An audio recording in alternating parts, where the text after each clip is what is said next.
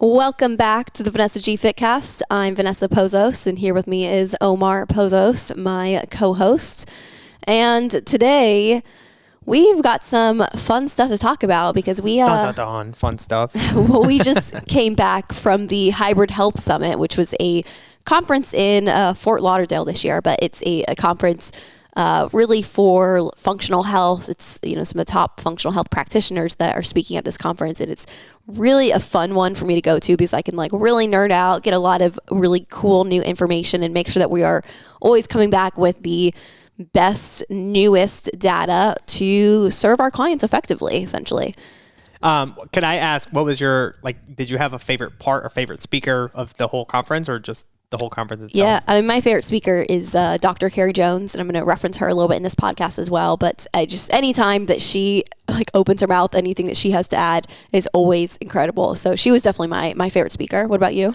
There was a couple of different ones. Obviously, I love this stuff, and I don't know nearly enough about it to be like, oh my gosh, I love this part of, I just love functional space or the functional nutrition side of things. I loved Nick, and I'm going to butcher his last name, Santosanaso, I believe is how you say it. But anyway, I'm not sure how to actually pronounce it. It's okay, but he's a transformational speaker. I'm not sure what the right word is, but he's a paraplegic, quadriplegic, he has no limbs essentially. Mm-hmm. But his story is amazing, and the way he just helps you get out of your own head and just see life from a different perspective is huge. So I love that kind of stuff. I'm big into that, just transformational, mindset shift and all that stuff. So all in all, I really enjoyed it. I will say though, and this might piss some people off, now living in Tampa for 2 years, I do think that the west side of Tampa or the west side of Florida is better than the east side of Tampa. So yeah, I don't know who might agree or who might not, who might disagree, but whatever. That's just my opinion. Yeah. No, Fort Lauderdale, Miami, those kinds of places are fun to visit. To party. But Tampa Bay is home, and I love the west coast of Florida. Yeah. But, that's not really what we're here to talk about. The part of the reason I also wanted to bring up the Hybrid Health Summit is because this podcast, this episode, this one's really going to be for my ladies who maybe they struggle with anxiety or depression, or maybe they just find themselves sometimes having mood swings, some days just feeling pretty down, not always feeling like your best self mentally. I've talked about this many times on this podcast, so I think people are aware, but I have definitely struggled with my mental health in the past. I've had my fair share of, times dealing with some deep depression, sometimes dealing with deep anxiety, a lot of these different stuff that really has affected my life at a certain point. So I am passionate about helping people through these things as well. And so last week I, having come off of my hormone healing and gut healing journey for the last couple of years, essentially, I really feel like my health is in the best place it has ever been. And I have the data to prove it too. My labs look the best they have ever looked. I feel the best I've ever felt. Everything just really feels like it is in line. However, on paper, at least it does. No, not just on paper, how I feel. Okay. Yeah, no, because it's definitely not just about what's on paper. We don't always want to just look at labs as the end all be all. We want to always look at symptomatically, how is somebody feeling? And I feel the best I've ever felt. I just also had the labs to support that. It makes sense that I feel the best I've ever felt. But with this, I kind of was almost in this mindset coming into the new year of oh my gosh, anything is possible for me. I feel amazing. I'm on the other side of the mountain now. This feels great. Well, then we went on our ski trip, and coming back from this ski trip, got hit with a stomach bug, and it was a nasty stomach bug. I'm smiling over here because it was nasty. Well, yeah, it literally hit me in the airport traveling home. So you can imagine how fun that was as I was curled up next to the trash can at the terminal. Yeah, right, getting ready to board. And I was turning to Omar, just I don't know if I'm going to make it. Thought I was going to pass out. There was a couple of family, not to go into details because people are probably eating or listening to us, but as Vanessa was not feeling super well, turned over on a trash can puking, there were families that would walk by and be just give us that look as if you had been hungover and just coming off a bender weekend, and they were just what is wrong with that girl? I'm oh, just a stomach bug, keep walking. Yeah, but all this to say, so I dealt with a stomach bug coming back from our Colorado trip. Mm-hmm. This was the week before, so this was literally the weekend before the next weekend being Hybrid Health Summit, which was last weekend. And so coming back from this trip, feeling pretty terrible, but like most stomach bugs, they last like maybe 48 hours. Mine was pretty much done for the most part in 48 hours. However, had some lingering effects that hit me kind of unexpectedly. So coming off of being sick, like literally like a day later, like now I'm no longer dealing with the stomach issues, but the next day, literally, boom, got hit with my period. And for the first time in a long time, it was a rough one. Lots of really bad cramps.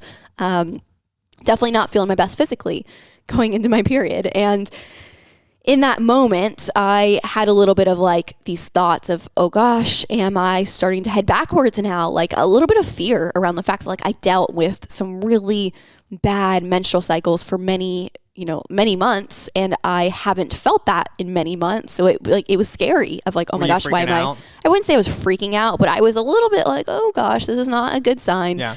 But when I took a step back, I realized, you know what? I've been sick twice this month, and with the second time being literally just yesterday, as at the day that I got my period, I'm like, okay, yesterday I was really sick. So it makes sense that having been pretty sick this month, that my period is going to be worse this month. Like it makes sense. That's kind of how the body works a little bit. So I was able to kind of ease myself off the ledge there of like, you know what? Hormones are fine. Like I still feel great. Like overall when I'm not sick and when I'm not in this moment on my period, like I know that everything's still on the right track. So next day, starting to feel a little bit better. I'm like, okay, things are heading in the right direction. But then it was like the lingering, like I mentioned before, I was having some lingering effects from this stomach bug that just did not want to go away. And it was just like this like on and off nausea. I was starting to like even though now I start adding back in food because I could hold my food down and like not have any issues from it.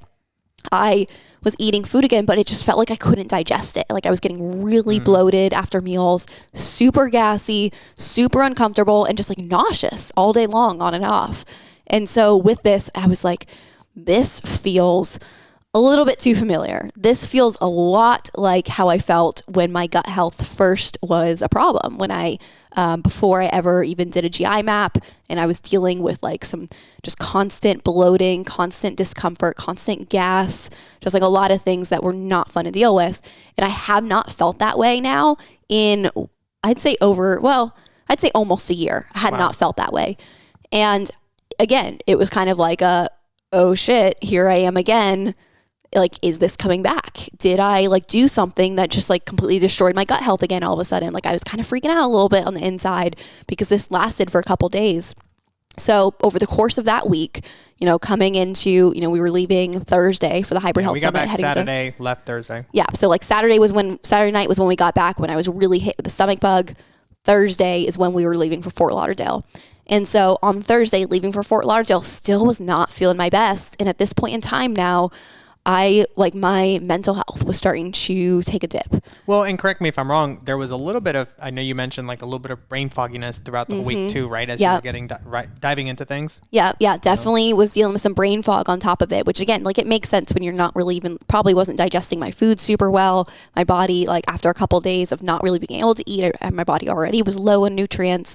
Like it makes sense logically, but in the moment I was like, this is almost just feeling way too familiar of my gut health issues. And I was almost having that like little micro trauma of like, oh my gosh, I do not want to go through this again. Yeah. This is not fun. Like I kind of freaking out a little bit. And of course, on top of it, like when you're just bloated and uncomfortable and you just feel like heavy, like your stomach literally just feels like it's weighing you down, it really does affect everything. Like you feel like you can't focus as well. You feel just like super, like you don't want to move around at all, even though movement would help you. You're just like, I just want to like lay here and not move at all. Yeah. And then you start to like go down the spiral of kind of beating yourself up for not moving as much as you should. And you start to just feel more self-conscious. You don't want to wear the leggings, like just normal leggings I would normally wear, but felt like they were just cutting into me. And it really, really kind of sucked there. But that's where, as we were heading to the Hybrid Health Summit, I'm just gonna be honest with you, I was not in a good mood. My mood was tanking. And I can attest to that. I just felt so down. Yeah. And I really I hate feeling that way. I hate it, but it just feels like I can't pull myself out of it. Those who have struggled with, depression or different types of like even just like mood disorders or mental health type of issues, they know how it feels. Like when you're down in the dumps, it feels like you cannot pull yourself out of it. You just feel like you're like stuck in the mud and you're just trying to survive. You're just trying to like do what you have to do to get through the day until you can go and just like go to sleep and be alone. Like that's all you want. And to be honest, as a, like from the outside looking in, as your husband, obviously, to me, I was kind of not freaking out necessarily, but I was a little nervous because I've seen you go through this. I've seen the mood swing changes. I've seen how much this really does affect, you know, who you are as a person, your mental health, and just like it, honestly, even just from the minute you wake up, like there's just something about that, like there's just like a negative vibe to it that I'm like, I don't know if this is something that I wanted to even bring up, because as you're going through it, like the last thing you want is to hear somebody be like, hey, so FYI, you're being very negative today, right? Mm-hmm. So I was a little nervous as well, because I've seen you go through it and I know how much you've struggled and I know how much you've worked to get out of it, that I was like, oh shit. I was like, I hope we're not going back into this, because of course I'll love you and support you through it, but it's still hard nonetheless. Yeah. So I was nervous myself, but yeah. No, it affects everybody around us too. Mm-hmm. It's not even just like, and like, I know that, like, I know how much my mood and my energy affects your energy. Yeah. And so it's we also worked in the, you know, remotely. We work from home. We're together 24/7. So as much as I hate to admit, yes, what you how you feel, how you show up does affect me, which probably shouldn't be that way. But anyways. Yeah, but it's just then it's like it continues like down the spiral of then I'm in my head beating myself up because I'm like, here I am being like so down and negative, feeling like I can't pull myself out of it. Now Omar's definitely acting different because I know I'm affecting him, and it's like you can easily allow these thoughts to just it's a rabbit hole, and you just spiral downward. Like I know you guys know what I'm talking about if you've been through this stuff before. But then we were at the conference. And like I said, this is like a top of the line functional health type of conference here.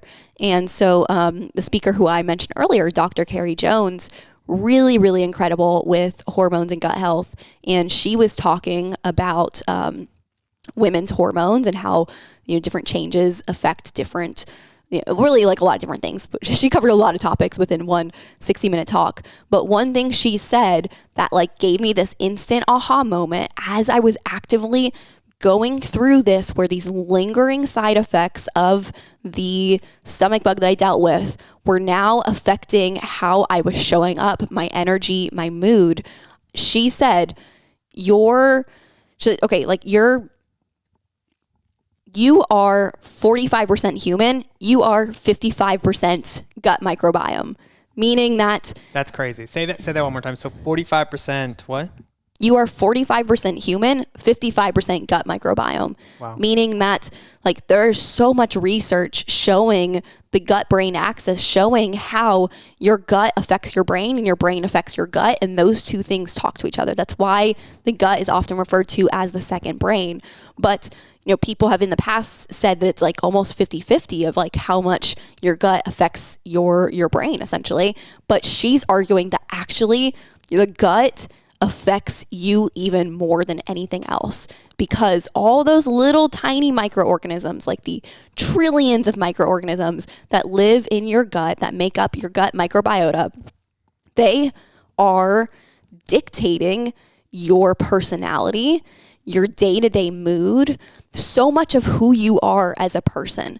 So all of that to say, when your gut is off, it makes sense that your mental health is also going to be off. Your mood is going to be affected by your gut. There is so much science to show how an unhealthy gut contributes to mental health issues, contributes to depression, anxiety, even mood disorders and these types of things. So like, I knew this information already, but you know, again, when you're in it, when you're feeling down, like you are just feel like you're just trying to survive. You're just trying to like get through to your next time to be able to like rest and take some time to yourself. But she said this and it was like something clicked in my brain. I was like, oh, no duh. Like my gut is struggling a little bit because of what I went through last week. This is not like, I'm not going to be dealing with like major gut issues again. This is just my gut trying to recover from like a little traumatic bug that it went through.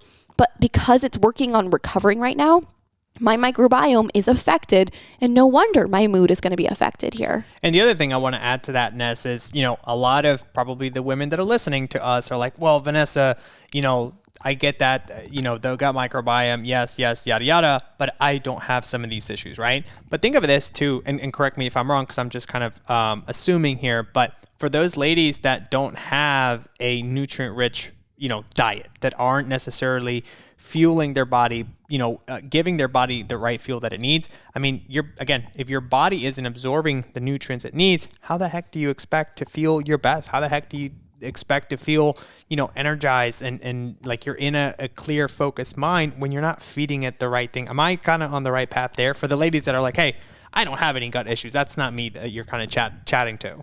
Yes. I mean, that's definitely a factor of it for sure. Like how you feel yourself, of course, that's going to affect your energy. It's going to affect how you feel, how you show up. But like more so, even looking deeper than that, our gut microbiome, like all the little microorganisms that we are feeding in our microbiome, they do affect our mood and how we show up, but also things like the health of your guts, like your gut lining. If it's not in a very healthy position, because maybe you've gone through some pretty stressful periods in your time, that can damage your gut lining. Maybe you just historically have not always, taken the best care of yourself in terms of picking nutrient dense foods. Maybe for a long time you've eaten a lot of processed foods, not always had the, just like best diet overall. What about like restrictive or, under eating, methods along the way? Would that help or that affect it? I would say like binge eating, overeating, that's definitely going to affect your gut lining. There's a lot of different things that can affect our gut lining. But now if we are essentially looking at like the permeability of our gut, so think of like your gut lining, it has like a nice layer of like mucus, like the same like mucus that comes in your nose. That sounds you gross. got a nice, you got a nice layer of mucus in your gut. That mucus is protecting you. It's helping your body. Essentially, it's grabbing the things that should not be absorbed into the rest of your body and making sure then that your immune system can attack those things and take care of them and you can flush it out. However, if that lining isn't doing its job because it's starting to get damaged, now what's going to happen is we're going to have gut permeability, meaning that the lining of your gut, things are going to start to seep through that and get into your system, which is going to have just a host of negative effects. Can you talk a little bit about like gut permeability, like what causes it, some of those things there? I mean, kind of what we were just saying. So like stress, not just feeding yourself appropriately, there's a lot of different things that can affect your gut lining. But essentially what I'm getting at here is, so your neurotransmitter, so think serotonin, dopamine, like these hormones that make us feel happy. So like when I'm cuddling with you, like I'm getting this like, shot of dopamine. You feel like you're in heaven. I get it. Makes sense. Something like that. No, but like my body's producing dopamine, but it's not like your brain within your brain is just producing the dopamine right then and there. Guess what your brain is doing? Your brain is telling, hey, signals. Gut, create some dopamine for me.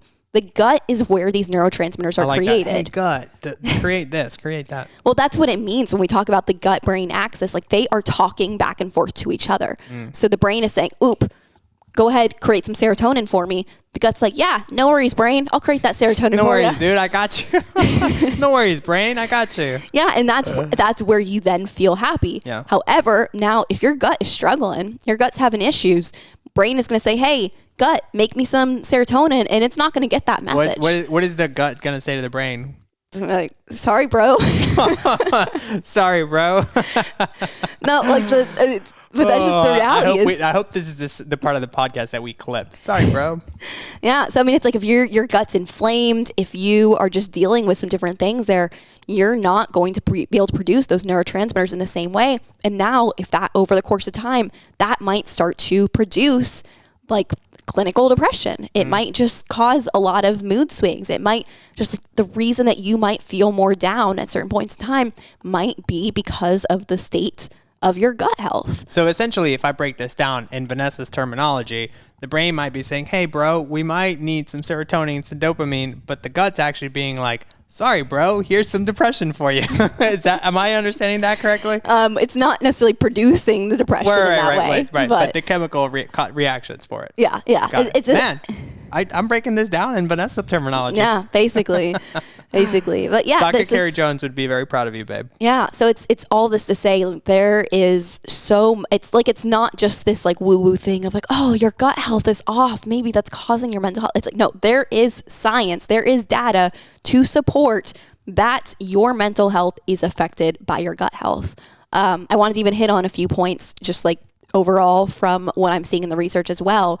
So studies have shown that there is a strong correlation between irritable bowel syndrome, so IBS, which is very, very commonly like an umbrella terminology. Yeah, right? Essentially, it's like if you go to the doctor expressing some gut issues, unless you are to the point of like some serious distension and like very visible inflammation, where they might actually diagnose you with IBD, irritable bowel. I'll look it up. Go ahead. Disease. Okay. Sorry, I just forgot the word. Irritable, inflammatory bowel disease. Or maybe not. Yeah. Inflammatory bowel, irritable bowel syndrome, inflammatory bowel disease. Got it. Lots of IBSs and IBDs because all the letters are getting jumbled in my brain. But yeah, so if you go to the doctor, you're likely going to get diagnosed with IBS when you're in those instances. Super common. Like I can't tell you how many clients, like I've been there myself. And it's like clients will come back and be like, woo, yeah, cool. Or I'm not saying that they're actively a client during this time because they're typically more educated at this point. But like somebody will come to us telling the story of like, yeah, like I went to the doctor and they're like, yep, you have IBS. Like you're like, oh yes, I have this diagnosis. Like, oh my gosh, thank God. And then you realize that diagnosis gets you nowhere because it's really just like a blanket term to describe a lot of symptoms that are symptoms of many different possible things that are going on in your gut. But all of that to say, the research is showing that there's a strong correlation between IBS and mental health conditions like anxiety and depression, so much so that it is estimated up to 50 to 90% of individuals with IBS are also experiencing symptoms of anxiety or depression. That's crazy. That's a crazy statistic. Wow. Yeah. So there's a lot of research to wake us up with it. Like I even mentioned, so IBD. Oftentimes IBS can even turn into IBD if it's not taken care of properly, because again, IBS is just a blanket term. It's not actually telling you what's actually going on, and that thing that's actually going on can start to get exacerbated to where now you end up with inflammatory bowel disease. You have all that inflammation in your bowels.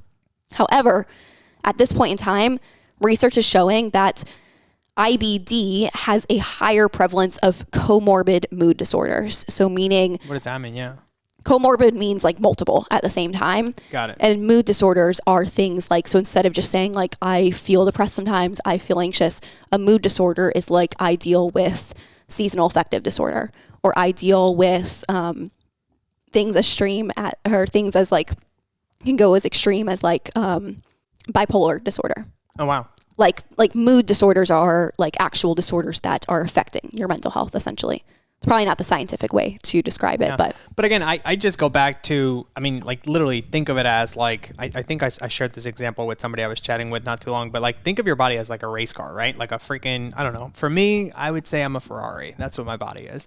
But my point being is, you put, crap, you put dirt into a Ferrari, like what's going to happen? It's not going to be able to perform to the best of its ability, right? And then of course you're like, well, this car needs new wheels, this car needs new paint, this car needs new, I don't know, this is how much I know about performance cars. But again, my point being is if you don't fuel it the right way, you can start to add medications, prescriptions, go to different doctors, but you're never getting to that root cause of like, you're just not fueling, you're not feeding your body the right way, which is why you're dealing with some of these things. Does that make sense? Yeah, absolutely. Yeah. So I take care of my Ferrari sometimes. Yeah. Well, so there's a lot of research as well in terms of like the more positive side of like there is research showing how these things can be improved by focusing on our gut health. So there's actually a more emerging field of research called psychobiotics, which essentially is looking at how probiotics can influence your mental health. So meaning that like a lot of times, and there's so much information about probiotics, we could do an entire episode on that. However, probiotics, there's a ton of different strains that we can take. So a lot of times people think of just like, oh, I take a probiotic, but have no idea what that even means of like, what strains are you taking? Because they're all different. We're feeding different strains of the good bacteria in our gut versus we might be feeding a bacteria that we actually don't want to be feeding. Like we're giving food to that microbiome, which, like we talked about, you are 55% like dictated by your gut essentially. So what you're feeding it via, it might be adding in probiotics here and there. It might be, obviously we want to be eating our prebiotics, which are important. But anyway, all of that to say, this field of psychobiotics is showing how using certain strains can actually help with mood disorders, can help with mental health issues as well, which also then shows us that focusing on our gut health will improve our mental health. I mean, I see it time and time again. Like I've obviously experienced it myself. Like from living with me, being married to me, that that improving my gut health definitely has a change in how I feel. And then like even just last week, that being a very like small blip in it, but just seeing how my gut health was not in the best place last week, how that affected my mood. And then this week, my gut health is in a great spot and I've been in I think, really good mood. So like we can see how this stuff really does affect us. One other point I wanted to bring up. So something interesting as well that I found is that there's also research on how food sensitivities have been linked to mental health, meaning that if we're looking at individuals with a gluten sensitivity or with celiac disease, which is a disease where we essentially can't have gluten because your body's going to attack it, essentially what they are seeing is that those with gluten sensitivities or celiac disease are experiencing depression or anxiety more often as a result of consuming gluten. So I found that to be very, very interesting because essentially what that's saying is if you have a reason for gluten to be stressing your gut, essentially, then it would make sense that, okay, I ate gluten, my gut is stressed out, now my mental health is probably not going to be as great from the fact that my gut is stressed. Does that make sense? Yeah. Yeah, no, I find this also really interesting though, because it makes me personally wonder of like, there's so much to all of this. So we have to factor in, again, it's the gut-brain axis. Your gut is talking to your brain and your brain is talking to your gut. So what I mean by that is we may even have a point in time where, let's say, I think I have a gluten sensitivity, but I don't necessarily actually have a gluten sensitivity. But now here, I think I have one. I believe that to be true. Now I go and I eat a whole bunch of pasta. Like I kind of give in with my friends and I'm like, whatever, forget this gluten sensitivity that I think I have. I'm going to eat this big bowl of pasta. Now afterwards, and maybe the next morning, I'm like feeling really down, feeling like not like my best self, kind of feeling depressed. And I've, heard this episode. I'm like, well, Vanessa said that, eating gluten is stressing my gut and creating mental health issues. But we also have to take a step back and say, well, maybe it's actually just the fact that you believe you shouldn't eat the gluten. And now you're essentially going through this thought pattern of like, I messed up. I shouldn't have eaten that. That was bad. I'm bad. And you're actually maybe creating the depression yourself. So there's a lot to all of this. It's not as simple as just like X, plus Y equals Z. Like there's so many different factors at play when it comes to the body. The point of all of this is to build some awareness around the fact that if you are struggling with any mental health, and that does not necessarily mean you're like dealing with a mood disorder. It might just mean that you find that sometimes you feel a little bit down and you don't like that. You feel like more down than the people around you. Like you feel like this is not quite like a normal level of just like, oh, I'm kind of having a bad day. It's like some days I just feel like I can't get myself out of the gutter. If you're dealing with that, maybe take a step back and look at your gut health. Are you going to the bathroom regularly? Are you having a normal bowel movement every single day? Are you having like normal levels of bloat? Meaning like, yes, after we eat a meal, if it's a bigger meal, you might be a little bit distended, but that should go away as you digest that food. If over the course of the day, you're getting more and more bloated and you're just getting like maybe even that like hard bloat in your belly, that is probably a sign that something is off. If you're having like embarrassing gas, like I know that was something. Embarrassing gas, would you say? Let's say like when you pass some gas and you're like, stinky? That smelled terrible. I hope that nobody smells that. But you also know that it was so smelly that it's impossible for people not to have smelled it. I didn't think we were going to go there, but all right. You asked. I did. I want to know. Well, people are like, well, what's embarrassing? Because what's embarrassing to me might not be embarrassing to you. So we got to figure out. Yeah. Well, I mean, if you personally think that your level, because there's like a certain amount of gas that is normal as a human being. But if your gas is like affecting your quality of life. Why are you laughing? I don't know. I've been there. That's why I can laugh. I think it's funny because like I have been there and I know what it's like to be dealing with embarrassing gas versus just like a normal human being who occasionally might pass a little bit of gas like that. Like a little bit is normal, but it should not be something that's on your mind during the day of like, oh my gosh, I'm getting so gassy. Like that's a sign that maybe something is off. So again, like looking at our gut health as a whole might be a good place to start. Instead of just going to the doctor and telling them like, I think I'm becoming depressed, maybe start to work on your health first. Take a truly functional approach here. I think ultimately, like these are just warning signs, right? That your body's giving you that like, hey, something is off. Take a look at it. And it's not just as simple as like, oh, I'm just going to restrict this food. I'm just going to avoid these, dairy products or, gluten or whatever it is. It's like, let's just figure out why this is triggering some of these symptoms.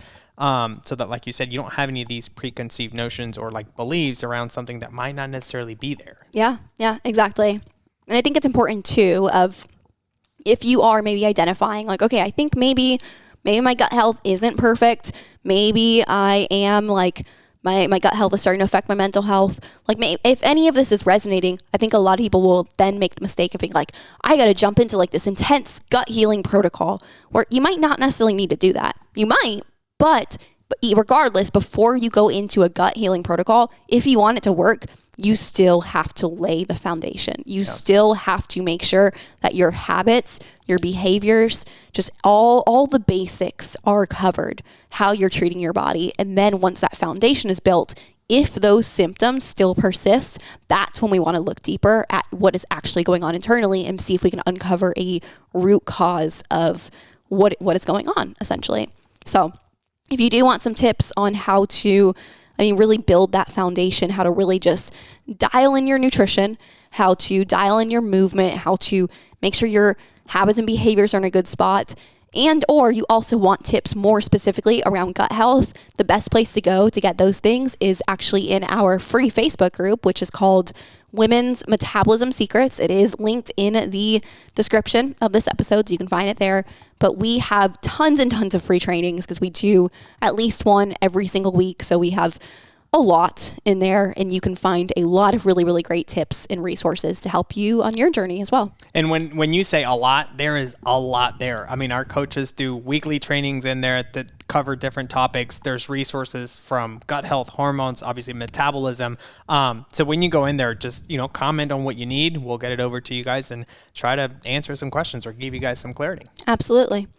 Awesome. Well, thanks so much for hanging out with us today, talking about gut health and mental health and gas. But I hope this was helpful for you. If it was, share it on your social media, send it to a friend, like spread the word, get the good information out there, and then make sure you hit subscribe, and we'll be back next week with another great episode. See you guys.